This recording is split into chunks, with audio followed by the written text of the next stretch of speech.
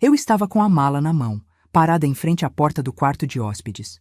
Minha filha Júlia cruzou os braços e soltou: "Mãe, aqui não é hotel. Se quer ficar, paga aluguel. 1.200 por mês." Senti a garganta fechar. Não era o valor, era o jeito que ela falou, como se eu fosse uma estranha pedindo favor. Aquele apartamento onde ela morava?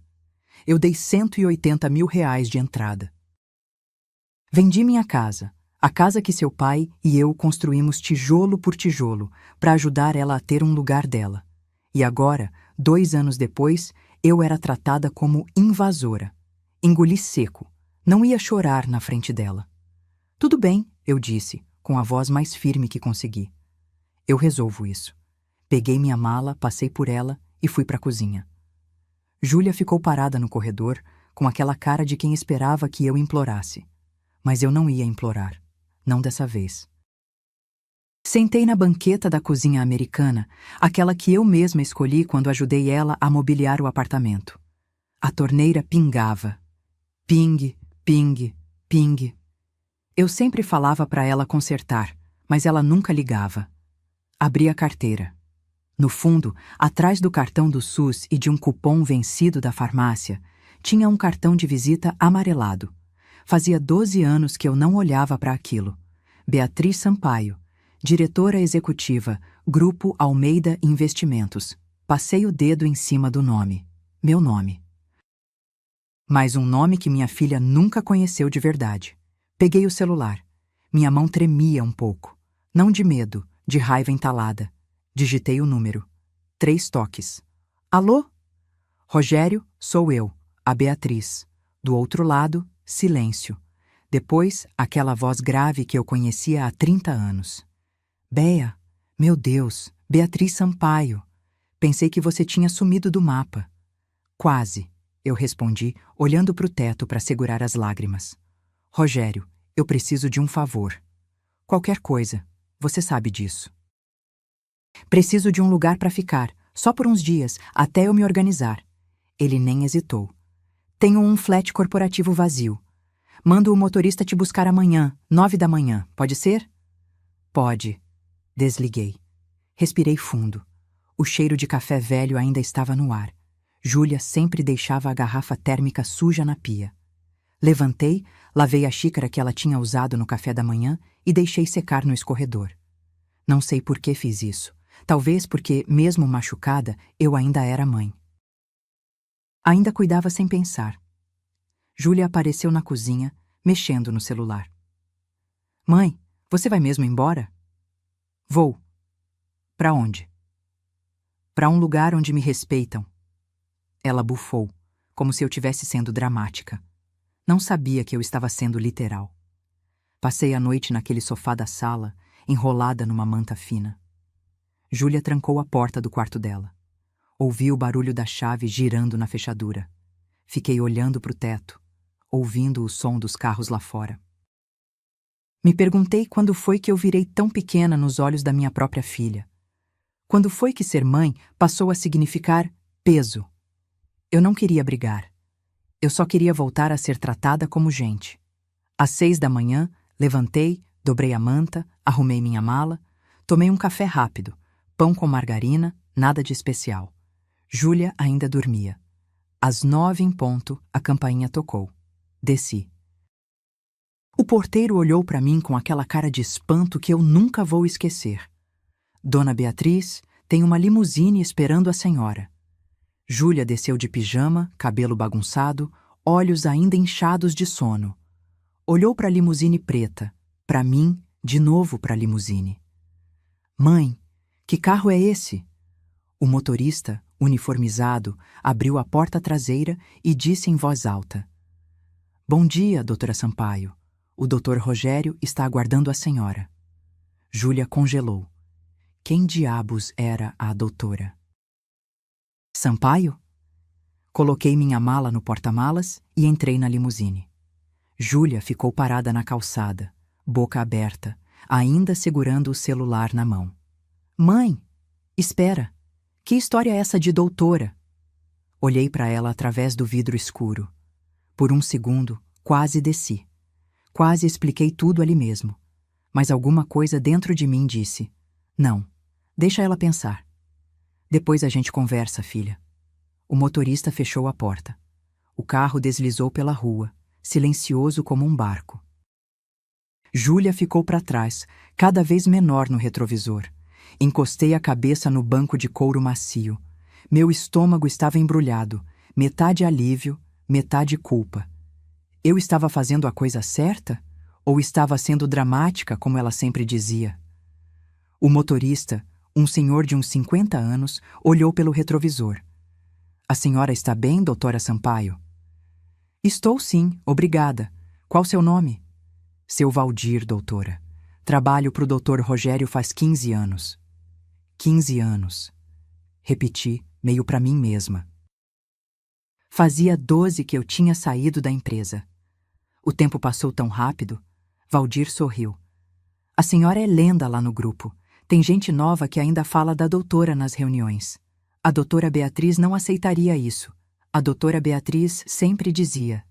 Senti um aperto no peito. Não era orgulho, era saudade.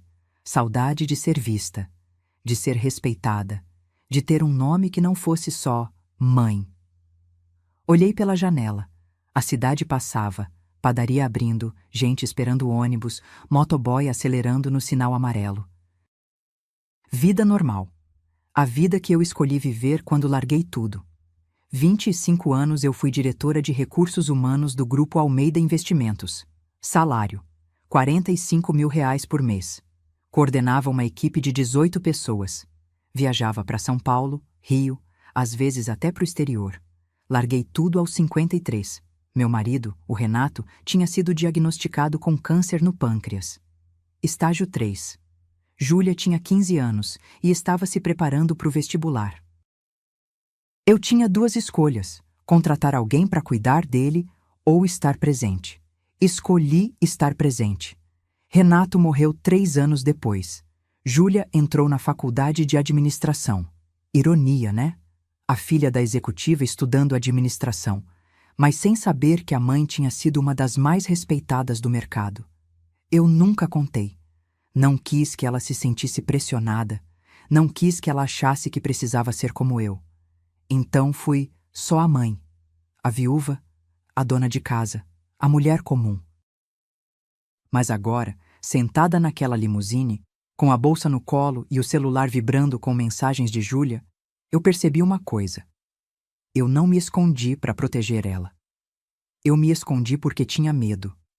Medo de que, se ela me visse inteira, com carreira, com conquistas, com poder, ela descobrisse que eu também era humana, que eu também tinha falhas, que eu também podia errar.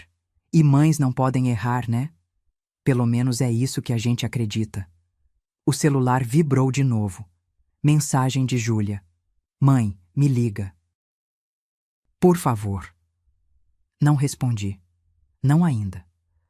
A limusine parou em frente a um condomínio na Asa Sul, um daqueles prédios modernos, todo de vidro, com portaria 24 horas e segurança na entrada.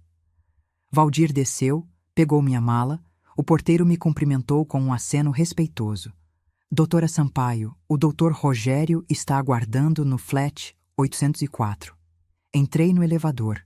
Meu reflexo no espelho. Uma mulher de 65 anos, cabelo grisalho preso num coque, blusa branca simples, calça jeans. Nada de especial. Mas meus olhos estavam diferentes. Estavam acordados. O elevador parou no 8º andar. A porta se abriu. E lá estava Rogério Almeida, CEO do grupo, sorriso largo, braços abertos. Bea, bem-vinda de volta. De volta aonde exatamente? Rogério me abraçou daquele jeito caloroso dele, sem formalidade, como se eu nunca tivesse saído. Ele estava mais grisalho, uns quilos a mais, mas o sorriso era o mesmo. Entra, entra, deixa eu te mostrar o flat. Era amplo, clean, com aquela decoração corporativa. Sofá cinza, mesa de vidro, quadros abstratos na parede. Impessoal, mas confortável. Tinha até uma sacada com vista para a cidade. Fica à vontade, Bea. Usa o tempo que precisar. Sério mesmo. Coloquei a mala no chão. Minha perna esquerda estava cansada. Eu esquecia que não tinha mais 20 anos. Sentei no sofá e respirei fundo. Rogério trouxe 2 copos de água. Sentou na poltrona em frente. Sua filha não sabe da sua trajetória? Ele perguntou direto. Não, não da forma como foi. Por quê? Segurei o copo com as 2 mãos. A água estava gelada demais, machucando os dedos, mas eu não soltei. Porque quando o Renato adoeceu, ela tinha 15 anos. Eu larguei tudo para estar presente. Depois que ele morreu, ela estava construindo a vida dela. Não quis que se sentisse em dívida comigo. Rogério balançou a cabeça. Você sempre foi assim, protegendo todo mundo, menos você. Ele não estava errado. Levantei, fui até a mala, puxei um envelope amarelado que eu guardava no fundo. Dentro tinha uma revista antiga, As 50 Mulheres Mais Influentes do Mercado Financeiro. Ano 2008. Minha foto estava na página 17. Beatriz Sampaio, 43 anos, diretora de RH do Grupo Almeida. Gente é o maior ativo de qualquer empresa. Eu estava de blazer preto, cabelo curto, sorriso confiante. Parecia outra pessoa. Ou melhor, parecia eu, antes de decidir ser invisível. Mostrei para Rogério. Ele riu. Eu lembro dessa matéria. Você odiou a foto. Odiei mesmo. Disseram que eu parecia dura demais. E você era. No melhor sentido. Ele disse. Sério agora. Bea, você transformou aquele setor. Implementou a avaliação 360, programa de mentoria, licença paternidade estendida antes de virar moda. Tudo que a gente tem hoje veio de você. Senti um nó na garganta. Não de tristeza, de raiva. Raiva de mim mesma. Por que eu tinha apagado tudo isso? Por que tinha deixado minha filha achar que eu era só uma mãe, como se isso fosse pouco? Rogério se levantou. Aliás, tenho uma proposta. Tô montando um programa de mentoria executiva. 6 meses, foco em liderança feminina 50+. Preciso de alguém para coordenar. 25 mil por mês. Pisquei. Rogério, eu tô aposentada faz 12 anos. E daí? Você acha que esqueceu de ser boa no que faz? Fiquei em silêncio. Será que eu tinha esquecido? Ou será que eu tinha fingido esquecer porque era mais fácil ser pequena?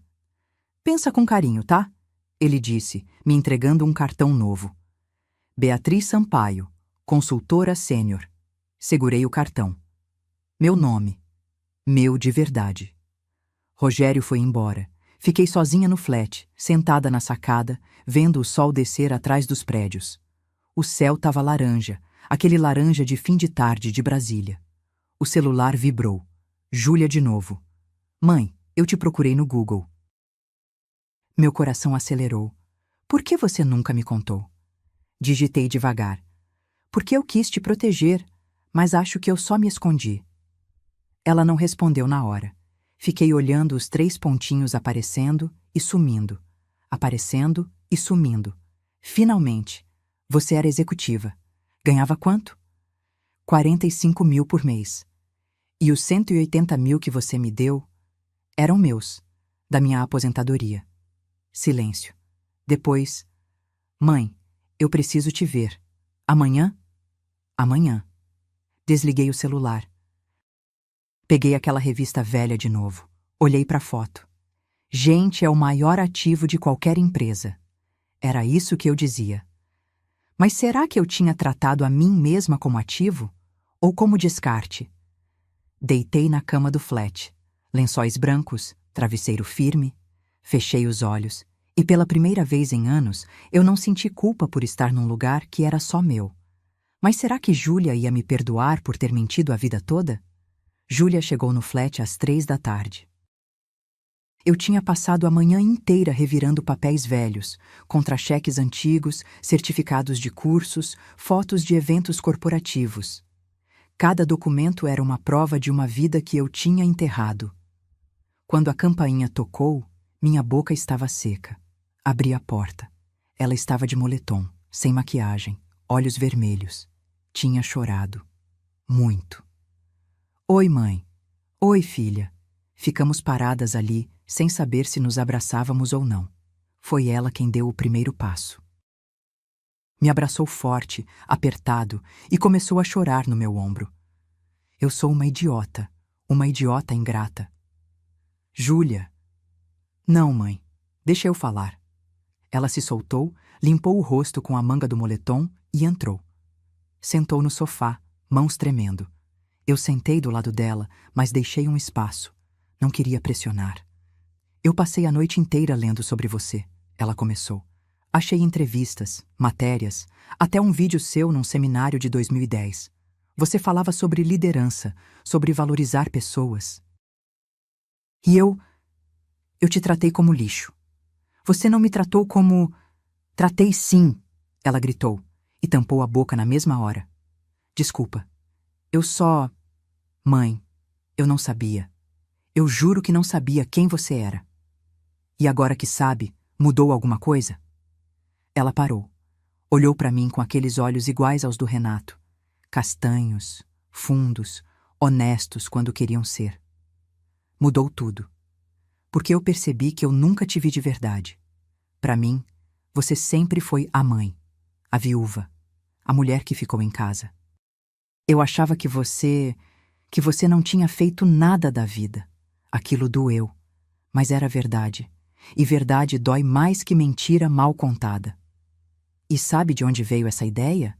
Júlia continuou, voz baixa agora. Do Cássio. Meu estômago embrulhou. O Cássio falava isso? Ele plantava. Devagarinho. Sua mãe vai morar de graça aqui para sempre. Ela tem que contribuir. Você não pode virar babá da sua mãe. Ele falava com aquele jeitinho, sabe? Como se estivesse me protegendo. Ela pegou o celular, abriu o WhatsApp, me mostrou as mensagens. Eu li e cada linha era uma facada. Cássio, amor, sua mãe tá se aproveitando de você. Cássio, cobra logo um aluguel, senão ela não sai nunca. Cássio, você precisa pensar em nós, não nela. Senti raiva subindo pela garganta, mas não falei nada. Ainda não. Júlia, me responde uma coisa.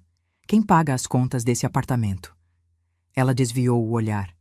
Júlia, eu pago tudo. E o Cássio? Silêncio. Ele mora contigo faz quanto tempo? 8 meses. E paga quanto? Ela começou a chorar de novo. Ele disse que estava fazendo frila, que o dinheiro ia entrar. Eu paguei o condomínio sozinha esses últimos 3 meses. R$ 3.400. Meu Deus! Júlia, ele trabalha?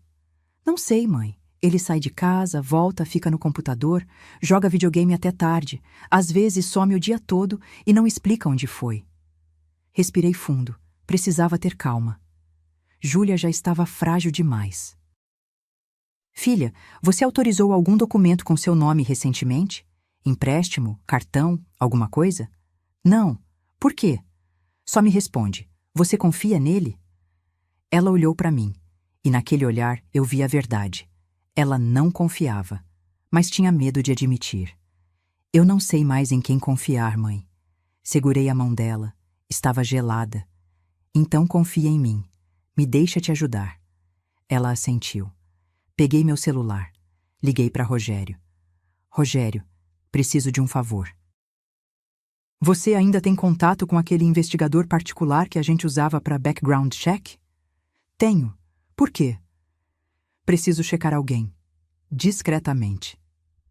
Júlia arregalou os olhos. Mãe, o que você vai fazer? O que eu sempre fiz, filha. Proteger quem eu amo. Desliguei. Olhei para ela. Agora me conta tudo sobre o Cássio. Nome completo, CPF, onde ele morava antes, tudo. E foi aí que eu percebi. Minha filha não tinha se casado com um namorado.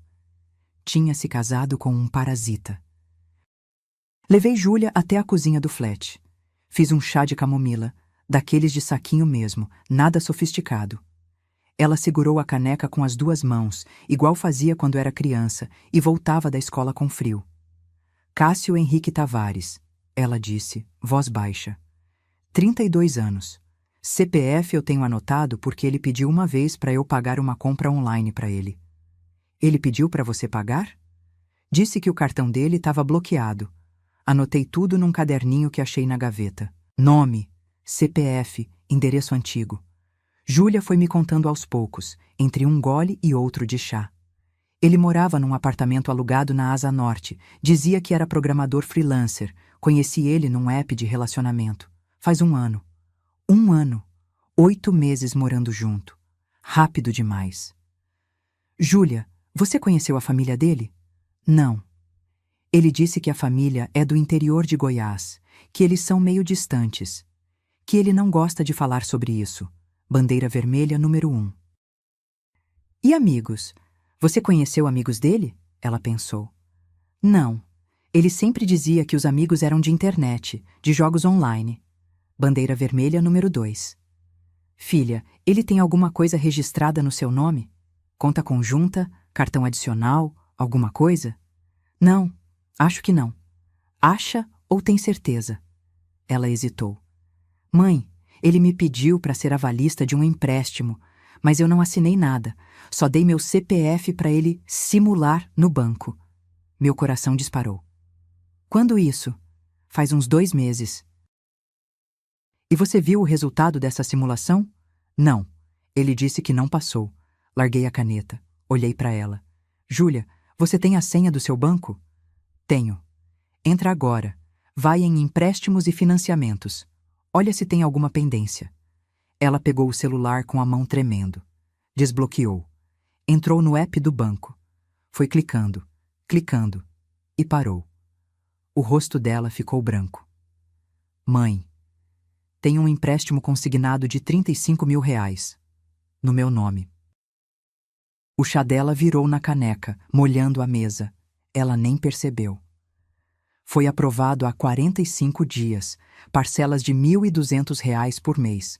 Desconto automático. Senti o estômago embrulhar, mas não podia fraquejar agora. Deixa eu ver. Peguei o celular dela. Li cada linha do contrato. Assinatura digital. Data: 4 de novembro. Avalista: Júlia Sampaio Santos. Mas a assinatura estava errada. O J do nome dela era diferente. Júlia sempre fazia um J com perninha, quase infantil. Aquele era reto, formal. Filha, essa assinatura é sua? Ela olhou. Não. Você assinou algum papel pro Cássio nessa época? Não, eu juro que não. Falsificação. Simples assim. Respirei fundo. Não era a primeira vez que eu via isso. Na empresa tinha lidado com casos de fraude interna. Sabia exatamente o que fazer. Júlia, você vai ficar aqui comigo hoje. Não volta para casa. Mas mãe, não é pedido, é ordem. Liguei pro Rogério de novo. Conseguiu o investigador? Consegui, ele pode começar amanhã. Ótimo, e me passa o contato do Dr. Henrique Moura, o advogado especialista em fraude bancária. Júlia me olhou, olhos arregalados. Mãe, isso é sério assim? Filha, ele falsificou sua assinatura e pegou R$35 mil em seu nome. Isso é crime, estelionato. Ela começou a tremer, não de medo, de raiva. Aquele filho da puta, aquele filho da puta. Calma. Calma? Mãe, ele me usou. Ele morou na minha casa, comeu da minha comida, dormiu na minha cama e me roubou. Eu sei. E ele vai pagar por isso. Mas a gente faz do jeito certo, com provas, com processo, com justiça. Segurei o rosto dela entre minhas mãos. Confia em mim? Ela assentiu, lágrimas escorrendo. Então me deixa cuidar disso. Você não tá sozinha. Meu celular tocou. Número desconhecido. Atendi. Alô? Doutora Beatriz? Aqui é o Dr. Henrique Moura. O Rogério me passou o caso. Podemos nos encontrar amanhã às 9?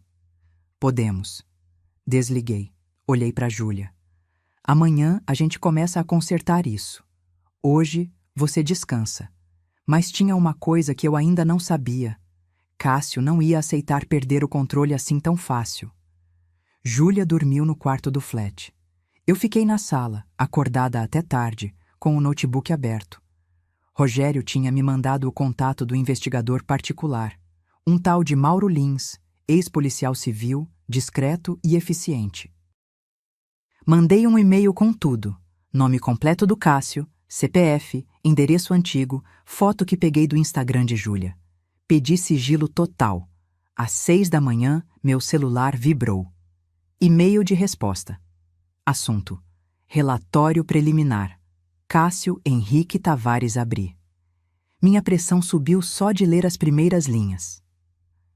A nome: Cássio Henrique Tavares. Idade: 32 anos. Situação empregatícia: desempregado há 5 meses. Último registro: assistente administrativo. Salário: 2 anos. 100. Histórico financeiro: 3 cartões de crédito negativados. Dívida total: 48.600. 2 processos de cobrança em andamento. Histórico de relacionamentos: relacionamento anterior com Patrícia Lemos, 2021-2023. Ela registrou BO por ameaça após término. Relacionamento anterior com Amanda Rocha, 2019-2021. Ela relatou em grupo de apoio online que ele contraiu empréstimos no nome dela sem autorização. Observações: padrão de comportamento parasitário. Alvo preferencial: mulheres com estabilidade financeira, sem histórico de relacionamentos recentes.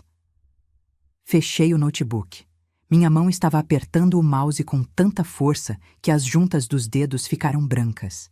Ele tinha feito isso antes, 2 vezes, e Júlia era só mais uma. Levantei, fui até a cozinha, passei um café. O cheiro encheu o flat. Aquele cheiro forte, de café coado na hora, que sempre me acalmava. Mas hoje não acalmou nada. Júlia acordou às 7. Saiu do quarto de olhos inchados, cabelo bagunçado. Bom dia, mãe. Bom dia. Senta aqui. Ela sentou. Empurrei uma xícara de café para ela, sem açúcar, do jeito que ela gostava. Júlia, preciso te mostrar uma coisa. E você precisa estar preparada. Mostrei o relatório. Li cada linha em voz alta. Ela não chorou. Ela ficou imóvel, paralisada, como se o corpo dela tivesse desligado para não sentir. Quando terminei, ela sussurrou: ele já fez isso com outras 2 mulheres. Sim, ele me escolheu, como se eu fosse presa fácil. Não foi culpa sua. Foi sim, ela explodiu. Eu deixei ele entrar na minha vida. Eu acreditei nele. Eu fui burra. Você foi humana. Você quis confiar. Isso não é burrice, Júlia. É coragem. Ela enterrou o rosto nas mãos. Mãe, como eu não vi? Como eu não percebi? Segurei o pulso dela.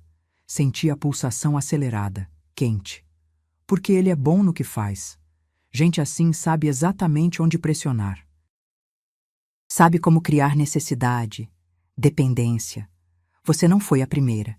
E se a gente não fizer nada, não vai ser a última. Ela levantou o rosto. Os olhos dela tinham mudado. Não era mais dor. Era decisão. O que a gente faz agora? A gente se encontra com o Dr. Henrique às 9. A gente registra a queixa-crime. E a gente tira esse homem da sua vida, legalmente. Ela assentiu. Às 8h30, estávamos prontas. Júlia de calça jeans e camisa branca, cabelo preso. Eu de blazer cinza, o único que tinha trazido na mala. Parecia roupa de reunião. E era. Reunião de guerra. No caminho, Júlia perguntou: Mãe, e se ele sumir? E se ele pegar o dinheiro e fugir? Ele não vai fugir. Como você sabe? Porque gente assim não foge. Eles acham que são espertos demais para serem pegos. Ele vai tentar negociar, ameaçar, manipular. E é aí que a gente pega ele. O escritório do Dr. Henrique ficava na 905 Sul. Sala ampla, estante cheia de códigos, mesa de madeira pesada. Ele tinha uns 50 anos, gravata azul marinho, aperto de mão firme. Doutora Beatriz, é um prazer revê-la. O prazer é meu, Henrique. Essa é minha filha, Júlia. Ele cumprimentou Júlia com seriedade respeitosa. Sentamos. Então, ele começou abrindo uma pasta. Empréstimo fraudulento, falsificação de assinatura, estelionato. Isso dá de 2 a 5 anos de reclusão. Vamos precisar de laudo grafotécnico para comprovar que a assinatura não é dela. Quanto tempo leva? 1 semana no máximo. E enquanto isso? Enquanto isso, a gente solicita o bloqueio do empréstimo no banco. E pedimos medida protetiva de urgência. Júlia se remexeu na cadeira. Medida protetiva? Para ele não se aproximar de você, nem fisicamente, nem por mensagem. Ela engoliu seco. Dr. Henrique continuou. Mas antes disso, preciso que você me conte tudo, desde o começo. E foi aí que Júlia começou a falar. E quanto mais ela falava, mais eu percebia. Eu tinha falhado como mãe. Não por ser ausente, mas por ter me tornado invisível. A reunião com o Dr. Henrique durou 2 horas. Júlia contou tudo. Cada detalhe, cada mentira, cada promessa quebrada. Ele anotava tudo, metódico, sem julgar. Quando saímos do escritório, o sol estava alto, queimando. Brasília em janeiro é fogo puro. Entramos no carro. Eu tinha alugado um por app e ficamos em silêncio por um tempo. Júlia olhava pela janela, mordendo o lábio. Mãe, eu preciso buscar minhas coisas no apartamento. Não hoje. Mas ele vai mexer nas minhas coisas, vai. Júlia, você não volta lá sozinha. Quando a medida protetiva sair, a gente vai com o oficial de justiça. Até lá, você fica comigo. Ela ia protestar, mas meu celular tocou. Número desconhecido. Alô? Silêncio do outro lado. Depois, uma voz masculina, arrastada. Alô? É a mãe da Júlia? Meu estômago gelou. Eu conhecia aquela voz. Das poucas vezes que Cássio tinha vindo jantar lá em casa, quando ainda morava na minha casa antiga. Quem fala? Cássio. Cadê a Júlia? Ela está bem e não vai falar com você. Ele deu uma risada seca. Olha, dona, Beatriz, né? A senhora tá se metendo em coisa que não é da sua conta. Senti a raiva subindo, quente, apertando meu peito, mas mantive a voz firme. Quando alguém prejudica minha filha, vira conta minha. Prejudicar? Eu amo a Júlia. A senhora que tá colocando minhoca na cabeça dela. Você falsificou a assinatura dela e pegou 35 mil reais em empréstimo, Cássio. Isso é crime. Silêncio. Depois, a voz dele ficou mais baixa, mais perigosa. Cuidado com o que a senhora fala, viu? Porque essas acusações podem se virar contra vocês. Eu tenho provas de que ela autorizou tudo. Mensagens, áudios. Se vocês quiserem briga, eu dou briga. Ótimo. Meu advogado vai adorar receber essas provas. Desliguei. Júlia estava pálida. Mãe, ele disse que tem provas. Ele não tem nada, filha. É blefe. Gente assim sempre ameaça quando perde o controle. Mas por dentro, meu coração estava acelerado. Não de medo, de uma raiva fria, calculada, que eu não sentia há anos. Voltamos pro flat. Júlia foi pro quarto descansar. Ou tentar descansar. Eu liguei pro Dr. Henrique. Henrique, ele acabou de me ligar. Tentou intimidar. Perfeito. Grava tudo a partir de agora. Qualquer ligação, qualquer mensagem. Isso fortalece nosso caso. E a medida protetiva? Dou entrada hoje ainda. Em 48 horas no máximo sai. E o laudo grafotécnico? Já agendei pro perito. Júlia precisa ir até o banco amanhã para colher assinaturas de próprio punho. Comparação direta. Combinado. Desliguei. Sentei no sofá, cabeça pesando. Peguei minha bolsa, procurei o remedinho de pressão que eu tomava todo dia. Enalapril, 10 gramas. Coloquei na boca, tomei com água morna da torneira. Minha mão tremia.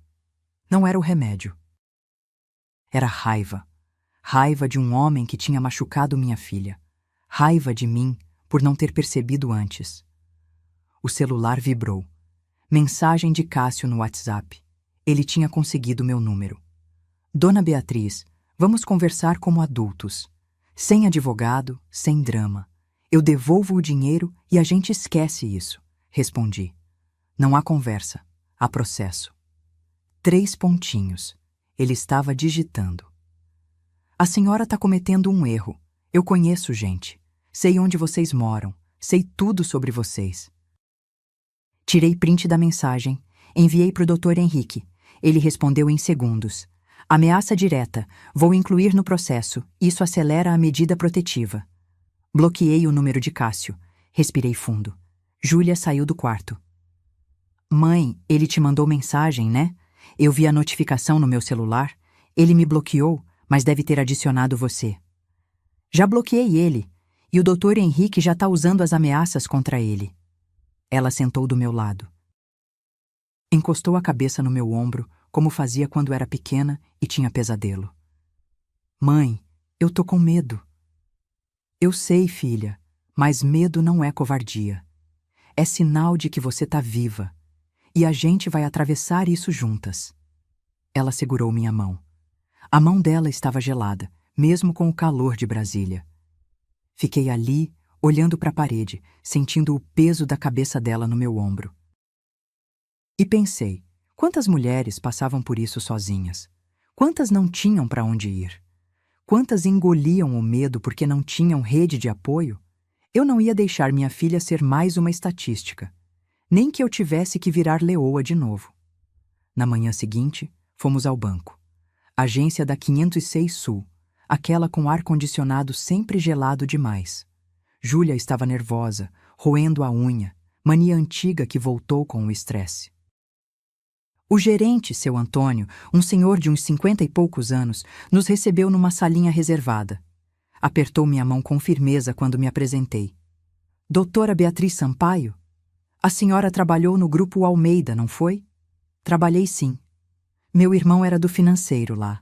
Falava muito bem da senhora. O mundo é pequeno, e às vezes isso ajuda. Expliquei a situação. Júlia mostrou o empréstimo no aplicativo. Seu Antônio franziu a testa, puxou o documento no sistema. Realmente, a assinatura digital foi processada, mas ele aumentou a tela no computador. Tem inconsistências técnicas. O IP de origem da assinatura é de um dispositivo que não corresponde ao cadastrado em nome dela. Isso pode ser usado como prova? Perguntei. Pode e deve. Vou gerar um relatório técnico completo. Leva uns 2 dias. Júlia suspirou, aliviada. Era a primeira boa notícia em dias. O perito grafotécnico chegou 15 minutos depois. Homem baixinho, óculos grossos, maleta de couro surrada. Pediu que Júlia assinasse o nome dela 10 vezes, em papéis diferentes, com canetas diferentes. Preciso de variações naturais, ele explicou. Ninguém assina exatamente igual sempre, mas o padrão se mantém. Júlia assinou 1, 2, 10 vezes. A mão dela tremia na 5ª assinatura. Calma, eu sussurrei. Respira. Ela respirou.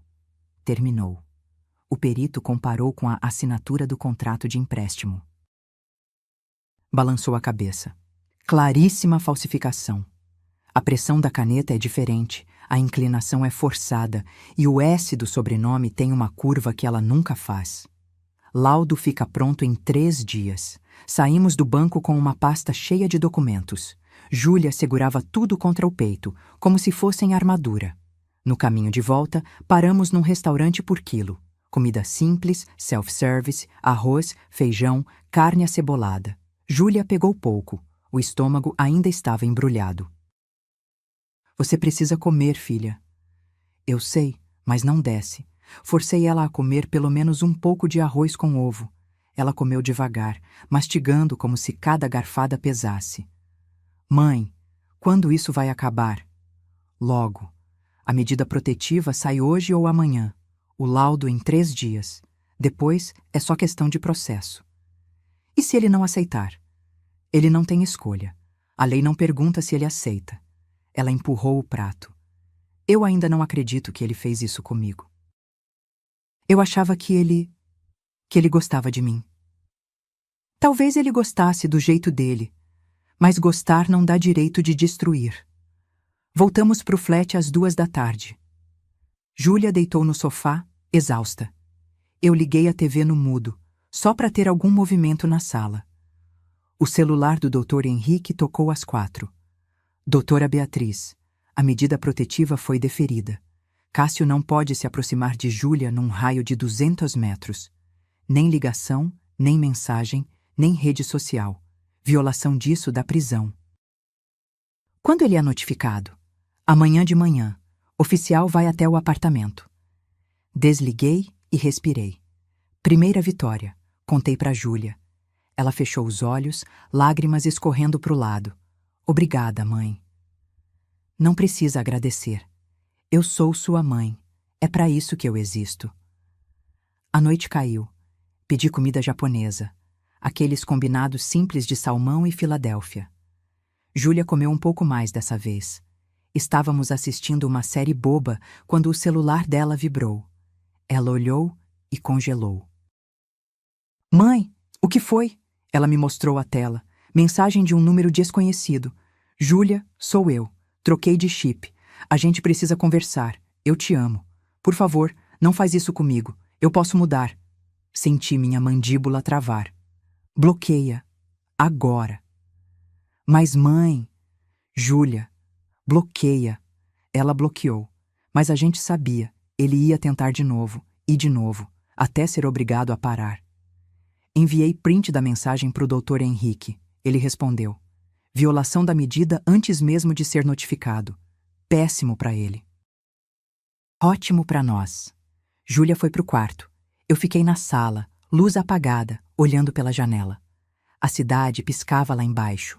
Tantas janelas acesas, tantas histórias, tantas mulheres, talvez, passando pela mesma coisa. E eu pensei, amanhã, quando o oficial bater na porta dele, Cássio vai descobrir que mexeu com a mãe errada. O oficial de justiça tocou a campainha do apartamento às 9h15 da manhã. Eu, Júlia e o Dr. Henrique estávamos do lado de fora, no corredor. Meu coração batia forte, mas mantive a postura ereta, ombros para trás. Júlia estava segurando minha mão com força. A mão dela suava. A porta se abriu. Cássio apareceu de bermuda e camiseta regata, cabelo bagunçado, olheiras fundas. Quando viu a gente, a cara dele mudou. Da surpresa para a raiva em meio segundo. Que porra é essa?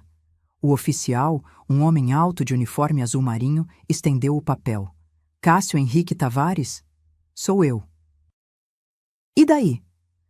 Estou aqui para notificá-lo de uma medida protetiva de urgência em favor de Júlia Sampaio Santos. O senhor está proibido de se aproximar dela num raio de 200 metros, de contatá-la por qualquer meio. Telefone, mensagem, redes sociais, sob pena de prisão. Cássio leu o papel. A veia do pescoço dele saltou. Isso é uma palhaçada! Júlia, você vai deixar sua mãe fazer isso? A gente pode resolver isso. Júlia deu um passo à frente. A voz dela saiu trêmula, mas firme. Você falsificou minha assinatura, pegou 35 mil reais no meu nome, mentiu sobre tudo. Eu não menti, você autorizou. Você disse que eu podia usar seu CPF para simular, não para contrair empréstimo de verdade. Você está inventando isso! Ele gritou, apontando o dedo para ela. Sua mãe está colocando essas ideias na sua cabeça. Dr. Henrique deu um passo à frente, voz calma, mas cortante. Senhor. Cássio, qualquer contato com minha cliente a partir de agora configura descumprimento de ordem judicial. Sugiro que o senhor se contenha. Cássio me olhou, e naquele olhar vi tudo. Ódio, desprezo, medo disfarçado de arrogância. A senhora acha que é quem, vindo aqui com advogado, com oficial? Eu conheço gente, viu? Gente que pode fazer a vida de vocês um inferno. Dei um passo à frente. Olhei direto nos olhos dele, sem piscar. Eu não tenho medo de você, Cássio. E minha filha também não tem mais. Ele deu uma risada seca, nervosa. Ah, é? E o que vocês vão fazer? Me prender? Por causa de um empréstimo que ela autorizou? Dr. Henrique abriu a pasta e tirou um documento. Laudo grafotécnico preliminar. A assinatura no contrato não é dela. Falsificação comprovada. Isso é estelionato, artigo 171 do Código Penal. Pena de 1 a 5 anos. O rosto de Cássio mudou. O sangue sumiu da cara dele. Vocês não podem provar nada. Podemos e já provamos, doutor. Henrique continuou. Além disso, temos o relatório de IP do banco. A assinatura digital foi feita de um dispositivo cadastrado em seu nome, não no dela. Cássio ficou em silêncio. A boca dele abriu e fechou, sem som. O oficial deu um passo. Senhor Cássio, o senhor tem 48 horas para desocupar este imóvel. A proprietária, Júlia Sampaio Santos, requer a reintegração de posse. Eu moro aqui, ele berrou. O senhor mora aqui sem contrato, sem pagamento de aluguel e sem autorização formal. Isso não configura moradia legal. Júlia puxou um envelope da bolsa, abriu e tirou um papel. Eu trouxe isso.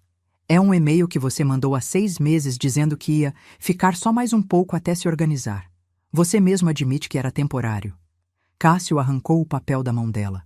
Sua vadia, você está fazendo isso comigo depois de tudo que eu fiz por você? O oficial colocou a mão no braço dele. Cuidado com as palavras, senhor. Eu senti Júlia tremer ao meu lado. Segurei firme a mão dela. Respirei fundo e falei, voz baixa, mas clara. Você não fez nada por ela. Você usou ela, mentiu para ela, roubou dela. E agora vai pagar por isso. Cássio me encarou. Por um segundo, achei que ele ia partir para cima, mas ele viu o oficial, viu o Dr. Henrique e recuou. Vocês vão se arrepender. Ele cuspiu as palavras. Eu vou processar vocês por difamação, por calúnia, por... Fique à vontade, Dr. Henrique disse, guardando os papéis. Meu escritório vai adorar responder. O oficial estendeu outro documento. Intimação para audiência no fórum. 2 semanas. Não comparecer é confissão tácita. Cássio pegou o papel, amassou na mão. A gente saiu. No elevador, Júlia soltou minha mão e começou a tremer. Não era medo. Era alívio misturado com raiva, com dor, com libertação. Quando chegamos no térreo, ela parou, encostou na parede e chorou. Chorou alto, sem segurar. Abracei ela. Apertei forte. Acabou, filha. Acabou. Mas no fundo eu sabia. Homens como Cássio não aceitam perder calados. E alguma coisa me dizia que ele ainda ia tentar uma última cartada. Voltamos pro flat em silêncio. Júlia ia no banco de trás, olhando pela janela, mordendo o canto da boca. Eu dirigia devagar, mãos firmes no volante, mas a cabeça longe. Algo não estava certo. Cássio tinha recuado rápido demais. Homens como ele não desistem assim. Quando chegamos, Júlia foi direto para o banheiro. Ouvi o chuveiro abrir. Ela precisava lavar aquele dia do corpo. Sentei no sofá, peguei o celular. Tinha uma mensagem do Dr. Henrique. Doutora Beatriz, preciso avisar. Cássio contratou advogado, Dr. Márcio Vilela, conhecido por ser agressivo em defesas. Ele vai tentar reverter a narrativa. Respondi. Deixa ele tentar, a gente tem provas. Mas senti um aperto no peito. Conhecia o nome, Márcio Vilela. Advogado criminalista caro, especialista em criar versões alternativas, em plantar dúvidas. Se Cássio tinha conseguido pagar esse cara, tinha dinheiro escondido. Ou alguém estava bancando ele. O celular tocou. Número desconhecido. Atendi. Alô? Doutora Beatriz? Aqui é Patrícia Lemos. Levei um segundo para processar. O nome estava no relatório do investigador. Patrícia? A ex-namorada do Cássio? Isso. Eu soube que ele está aprontando de novo. Com sua filha, né? Como você soube? Tenho amigas em comum com a Júlia. Vi no Instagram que ela apagou todas as fotos com ele. Imaginei.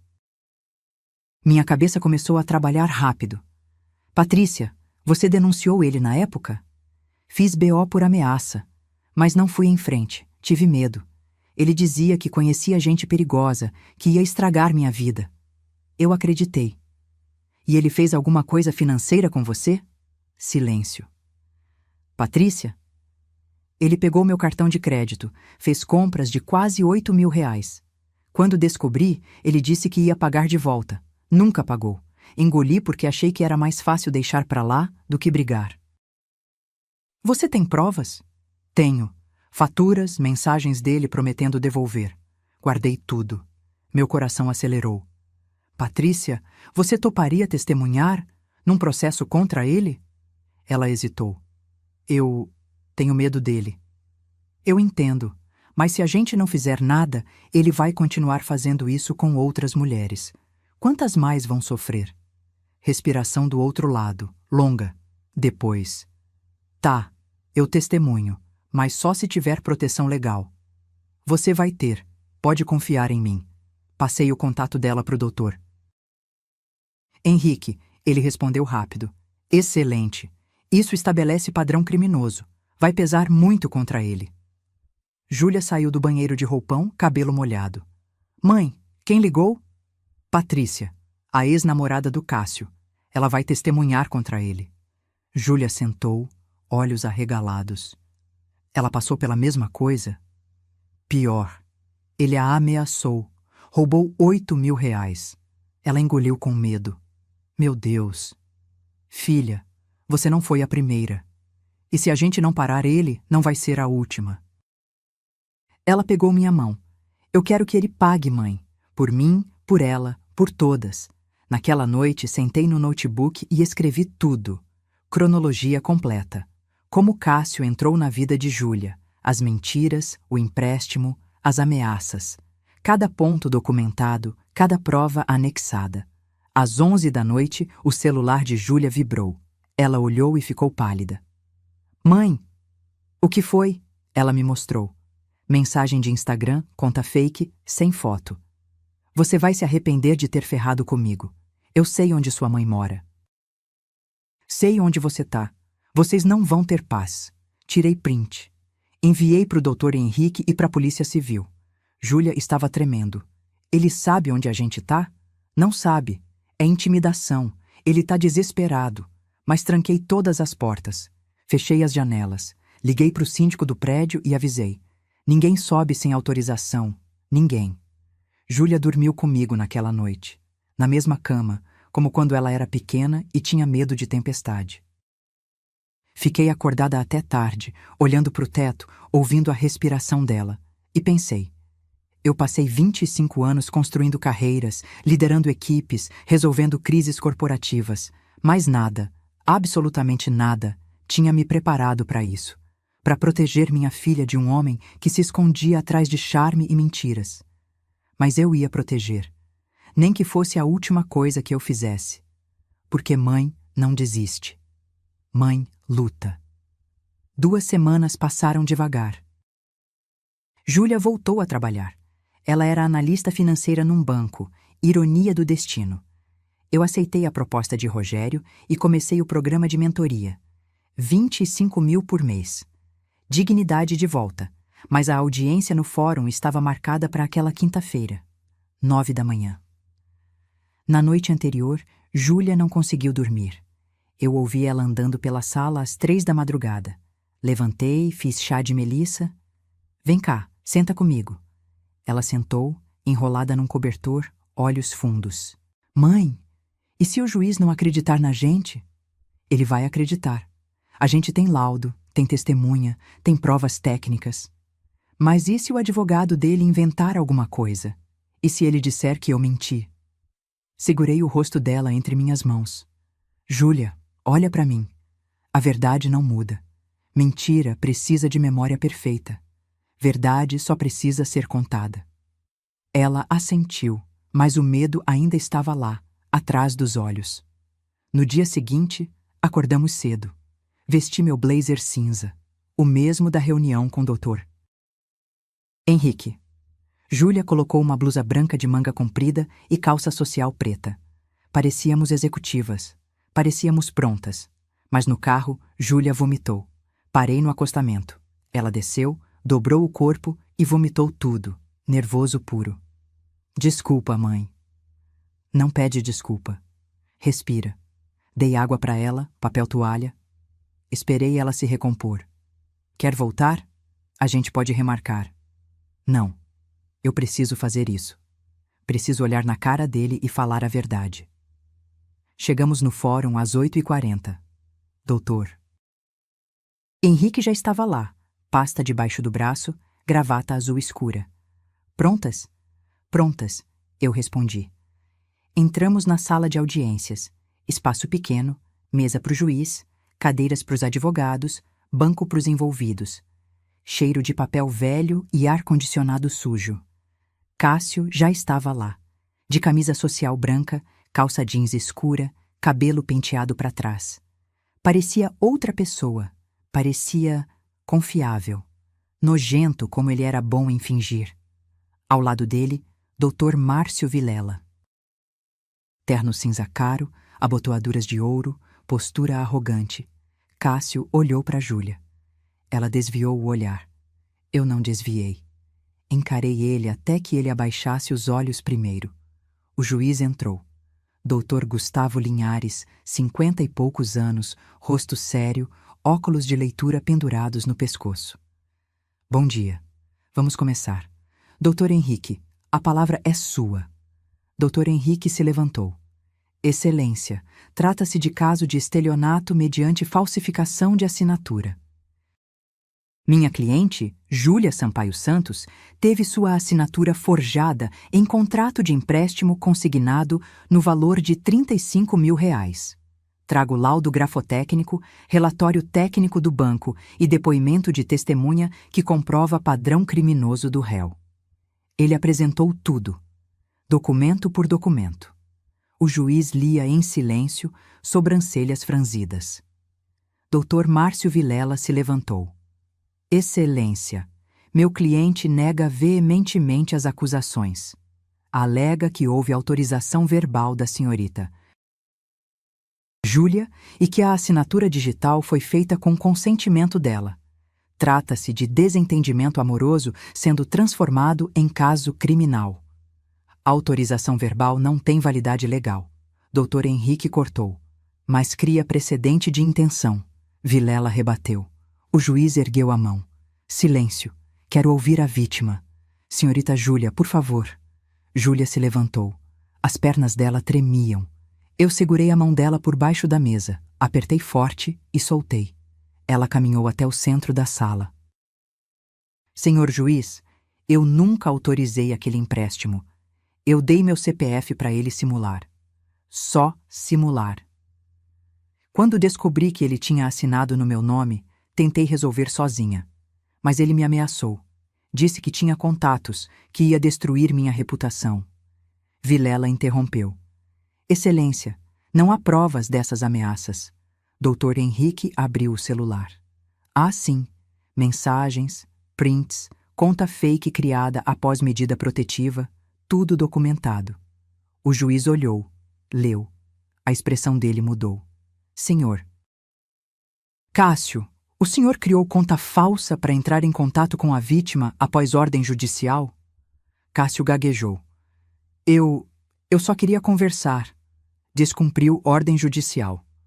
Anoto aqui. Vilela tentou consertar. Excelência, meu cliente estava emocionalmente abalado. Emocionalmente abalado não justifica crime. O juiz cortou seco. Depois foi a vez de Patrícia Lemos. Ela entrou na sala, nervosa, mas firme. Contou tudo. O cartão roubado, as ameaças, o medo. Ele dizia que conhecia gente perigosa, que ia acabar com minha vida. Eu acreditei. Cássio tentou falar. Isso é mentira! Ela está inventando! Silêncio! O juiz bateu o martelo. Senhor Cássio, mais uma palavra fora de hora e eu o retiro da sala. No final, o juiz se levantou. Vou analisar as provas e dar sentença em 5 dias úteis. Audiência encerrada. Saímos. Júlia segurou meu braço, pernas bambas. Do lado de fora, Cássio passou por nós. Parou. Olhou para Júlia. Você destruiu minha vida. Júlia ergueu o queixo. Você destruiu a sua. E foi a primeira vez que eu senti. Minha filha tinha voltado. 5 dias pareceram 5 meses. Júlia ia trabalhar, voltava, comia pouco, dormia menos. Eu tentava distrair ela. Cozinhava os pratos que ela gostava quando criança, botava filme na TV, sugeria passeio no parque. Mas a cabeça dela estava longe, presa na espera. Na segunda-feira seguinte, Dr. Henrique ligou às 10 da manhã. Doutora Beatriz, a sentença saiu. Meu coração disparou. E? Condenação. 2 anos e 4 meses em regime semiaberto. Indenização de R$ 50 mil por danos morais. E o empréstimo foi anulado pelo banco. Sentei na cadeira. As pernas falharam. Meu Deus! Ele ainda pode recorrer, mas dificilmente vai conseguir reverter. As provas são irrefutáveis. Desliguei. Júlia estava na cozinha fazendo café. Olhou para mim. Foi o Dr. Henrique? Foi. E? Você ganhou, filha? Ele foi condenado. Ela largou a xícara na pia. A xícara caiu, quebrou. Ela não ligou. Veio até mim, me abraçou e chorou. Chorou tanto que o ombro da minha blusa ficou encharcado. Acabou, mãe? Acabou mesmo? Acabou. Ela se afastou, enxugou o rosto com as costas da mão. Eu achei que ninguém ia acreditar em mim. Achei que iam dizer que eu era louca, dramática, que eu estava inventando. Mas você não inventou. Você só contou a verdade. Ela sentou no chão da cozinha, abraçou os joelhos. Eu me sinto vazia. Devia estar feliz, mas eu só me sinto vazia. Sentei no chão do lado dela. Encostei as costas na geladeira. Porque justiça não apaga dor, filha. Só fecha ciclo. Agora você vai precisar de tempo para cicatrizar de verdade. E se eu não conseguir? Você vai conseguir. E eu vou estar aqui até lá. Naquela tarde, fomos ao apartamento dela. Oficialmente só dela agora. Cássio tinha retirado as coisas dele 3 dias antes, sob supervisão de oficial. Quando entramos, o lugar estava diferente. Vazio em alguns cantos. O videogame tinha sumido. A cadeira gamer também. O guarda-roupa estava pela metade, mas o apartamento respirava de novo, como se tivesse tirado um peso invisível das paredes. Júlia andou pelos cômodos devagar, tocando as coisas, reconhecendo o espaço. Mãe, você quer morar aqui de novo? Parei. Como assim? Morar comigo, de verdade. Não de favor, não pagando aluguel, como mãe, como família. Senti a garganta apertar. Júlia, eu fui horrível com você, mãe. Te cobrei aluguel, te tratei como se você fosse peso. E o tempo todo você era a pessoa mais forte que eu conhecia. Eu quero te ter perto. Quero aprender com você. Sobre dinheiro, sobre vida, sobre como não se perder de novo. Segurei o rosto dela. Eu aceito, mas com uma condição. Qual? Você me deixa te ensinar a investir, para que você nunca mais dependa de ninguém, nem de mim. Ela sorriu. Pela primeira vez em semanas, um sorriso verdadeiro. Fechado. Passamos o resto do dia organizando. Jogamos fora as coisas que Cássio deixou. Alguns livros velhos, meias furadas, um carregador quebrado, simbólico, mas necessário. À noite, Júlia fez macarrão com molho de tomate caseiro. A receita que eu ensinei para ela quando ela tinha 12 anos. A gente comeu na mesinha da sala, sem pressa, conversando sobre planos. Mãe, eu quero fazer um curso de educação financeira. Ótimo, eu pago. Não, eu pago. Com meu dinheiro. Olhei para ela e senti orgulho. Verdadeiro. Tudo bem. Mas eu te acompanho se você deixar. Claro que deixo. Depois do jantar, sentamos na sacada. O céu de Brasília estava estrelado, sem nuvens. Aquele céu limpo que só a seca traz. Mãe, obrigada. Pelo quê? Por não ter desistido de mim. Por não ter me deixado afundar sozinha. Filha, mãe nunca desiste. Nem quando deveria. Ela riu, e eu ri junto. E ali, naquele momento simples, eu entendi. Eu não tinha falhado como mãe por me esconder. Eu tinha falhado por não confiar que minha filha era forte o suficiente para me ver inteira, com acertos e erros, mas agora ela via. E agora a gente recomeçava. Juntas. Inteiras. Mas ainda faltava uma coisa: ensinar a lição final. Não para Júlia, para o mundo. 3 meses se passaram. Júlia e eu morávamos juntas de novo, mas tudo era diferente agora. Ela pagava as contas dela, eu pagava as minhas, dividíamos mercado, cozinhávamos juntas aos domingos. E toda sexta à noite a gente sentava na sala com o notebook aberto e planilhas na tela. Eu ensinava como investir em renda fixa, como calcular juros compostos, como não cair em armadilhas financeiras. Júlia era boa aluna, melhor do que eu imaginava. Em 2 meses, ela já tinha guardado R$ 8.000. Planejava chegar aos 20.000 até o final do ano. Mãe, olha, ela me mostrou o aplicativo do banco. Meu dinheiro rendeu R$ 120 esse mês. Viu? Dinheiro trabalhando por você. Não você trabalhando só pelo dinheiro. Ela sorriu, aquele sorriso de quem finalmente entendeu. Naquela semana, Dr. Henrique ligou. Doutora Beatriz, o Cássio começou a cumprir pena. Regime semiaberto. Trabalho durante o dia, volta para a unidade prisional à noite. E a indenização? Ele entrou com pedido de parcelamento. Vai pagar R$ 500 por mês durante 8 anos. Júlia, que estava ouvindo, fez uma cara de deboche. 500 por mês? Ele vai levar uma vida inteira. Exatamente. Doutor. Henrique respondeu. E é isso que ele merece. Lembrete constante do que fez. Depois do telefonema, Júlia ficou quieta, mexendo no celular, pensativa. Mãe, posso te perguntar uma coisa? Claro. Você acha que ele vai mudar? Suspirei. Não sei, filha. Algumas pessoas mudam quando batem no fundo do poço. Outras só aprendem a mentir melhor. E a Patrícia? Como ela tá? Ela tá bem. Começou terapia. Voltou a estudar. Disse que quer fazer direito para ajudar outras mulheres. Júlia assentiu. Eu quero fazer alguma coisa também. Como assim? Ela pegou o notebook, abriu um documento. Eu escrevi isso. Quero postar no meu Instagram. Mas queria que você lesse antes. Li. Era um texto longo, honesto, cru. Ela contava tudo, sem nomear Cássio diretamente, mas contando o padrão. As mentiras, o controle disfarçado de cuidado, o empréstimo falso, o medo. E no final, ela escreveu: se você está passando por isso agora, saiba, você não está sozinha. Não é vergonha pedir ajuda. Não é fraqueza denunciar. E não, você não vai destruir a vida dele. Ele já destruiu a própria vida quando escolheu te usar. Terminei de ler com os olhos marejados. Isso vai ajudar muita gente, Júlia. Você acha?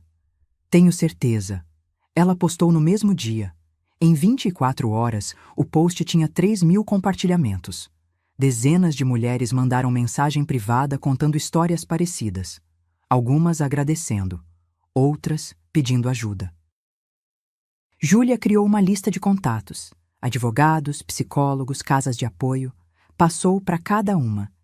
E ali, vendo minha filha virando referência para outras mulheres, eu entendi. A dor não tinha sido em vão. Um sábado de manhã, Júlia entrou na cozinha enquanto eu passava café. Mãe, eu queria te dar uma coisa. Ela me entregou um envelope. Dentro, uma foto nossa. Ela bebê, eu jovem, sorrindo no colo dela. E embaixo, ela tinha escrito à mão: para Beatriz Sampaio, minha mãe, minha mentora, minha heroína. Obrigada por me ensinar que respeito não se implora, se conquista. E que recomeçar não é fracasso, é coragem. Chorei. Ali mesmo, na cozinha, com a xícara de café na mão e o sol entrando pela janela. Júlia me abraçou. Eu te amo, mãe. Do jeito que você é. Executiva, mãe, mulher, tudo junto. Eu também te amo, filha, e me desculpa por ter demorado tanto para me mostrar inteira. Não pede desculpa. Você me mostrou quando eu precisava ver. Naquela tarde, sentamos juntas no sofá. Ela com um notebook, eu com um livro. Só isso, nada de especial. Mas era tudo, porque estar junto não precisa de luxo, não precisa de limusine, não precisa de provas, só precisa de respeito, de verdade, de amor que não tem vergonha de pedir ajuda e não tem medo de recomeçar. E essa, nenhum Cássio do mundo poderia tirar da gente. 6 meses depois daquele dia na porta do quarto de hóspedes, eu estava sentada numa sala de aula. Não como aluna, como professora. O programa de mentoria do Rogério tinha virado sucesso.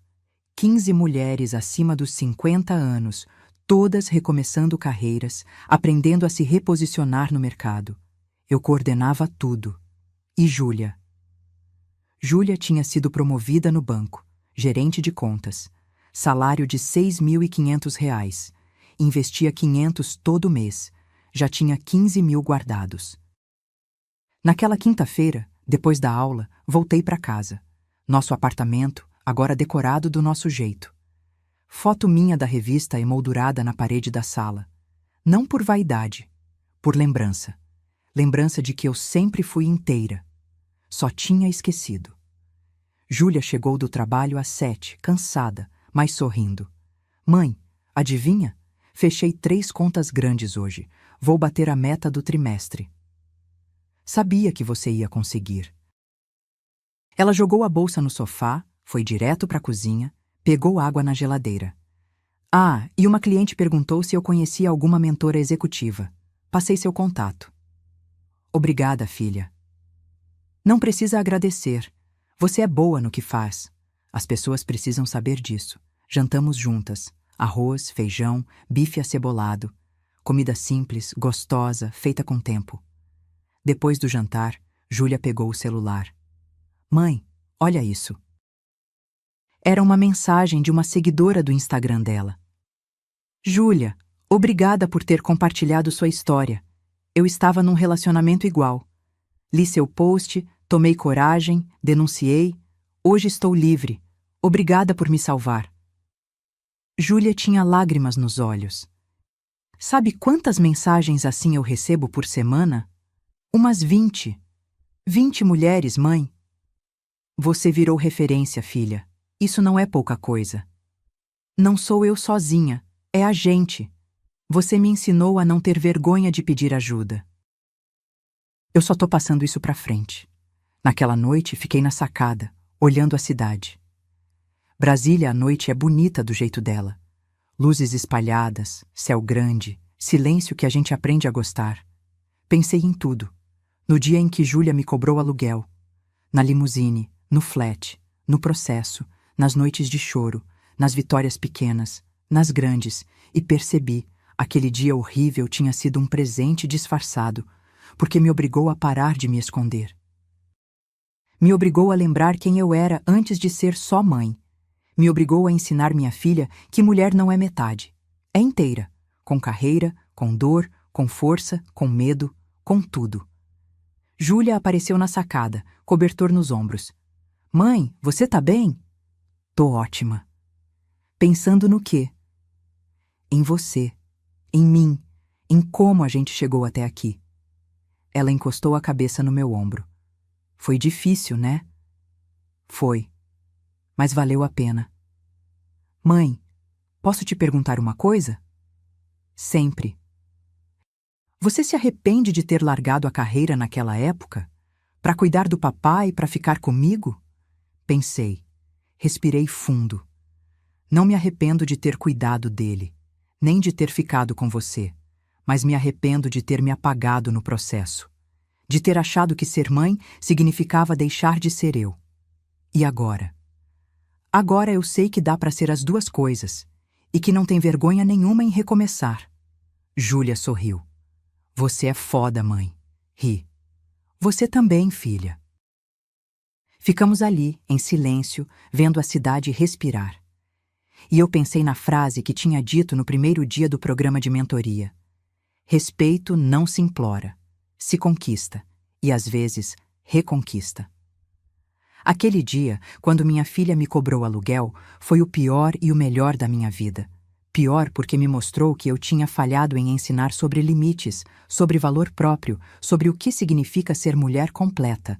Melhor porque me obrigou a parar de me esconder atrás do papel de mãe sacrificada.